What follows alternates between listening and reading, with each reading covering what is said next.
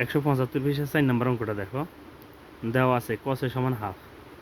তাহলে কসের সমান হাফ এটা দেওয়া আছে, হেরেই বলছে দেওয়া আছে। আমরা লিখলাম দেওয়া আছে কসে সমান হাফ, এবং কস ও সাইনে একই চিহ্ন বিশিষ্ট। কস ও সাইনে একই চিহ্ন বিশিষ্ট মানে কি? মানে কসের মান, যে কসের মানটা প্লাস, তো তাহলে সাইনের যে মানটা বাড়বে সেটাও কি হইব? প্লাসের।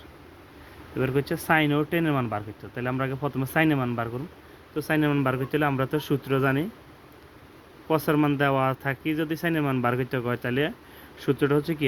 সাইনের মান বার করতে হলে সূত্রটা কি? সাইন স্কোয়ার এ সমান সমান root over 1 minus cos square এ।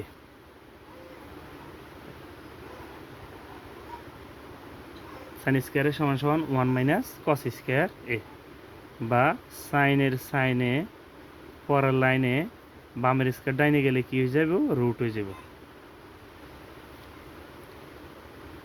1 মাইনাস কসের মানটা কি? হাফ।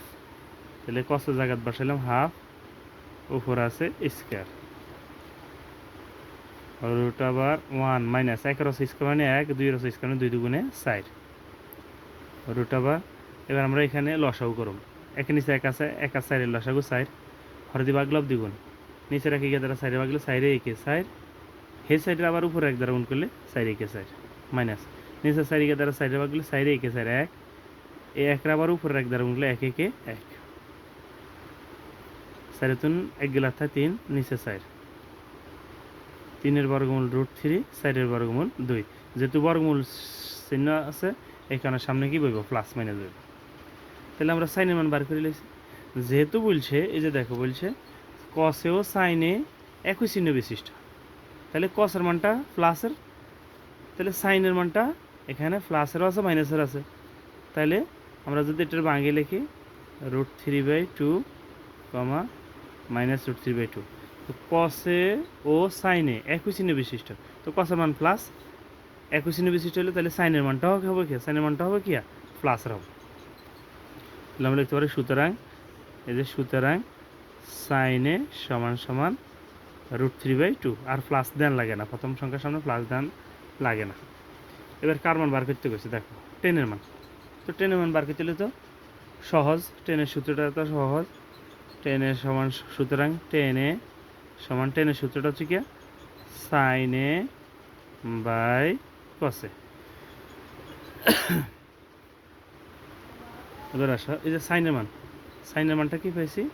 রুট, এই যে সাইনের মানটা কি পাইছি? Root 3/2, root 3/2। আর কসের মানটা কি? এই যে দেখো কসের মানটা কি? হাফ, এই কসের জায়গাত হাফ। এবার আসো, আগে উপরে ভগ্নাংশটা লিখবা, উপরেরটা লিখলাম, নিচেরটা লিখতে হলে এবার গুণ চিহ্ন দিয়ে উল্টে যাব, 2 যাবে উপরে, 1 চলে যাব নিচে, উপরের 2 নিচের 2 কাটা, নিচের 1-এর কোনো দাম নাই, শুধু রুট 3। তাহলে আসো, তাহলে আমরা লিখতে পারি সুতরাং নির্ণেয় মান,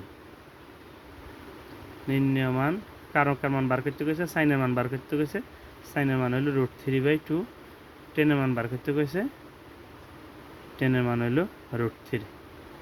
ঠিক আছে, খোদা হাফেজ, ভালো থাকো সব।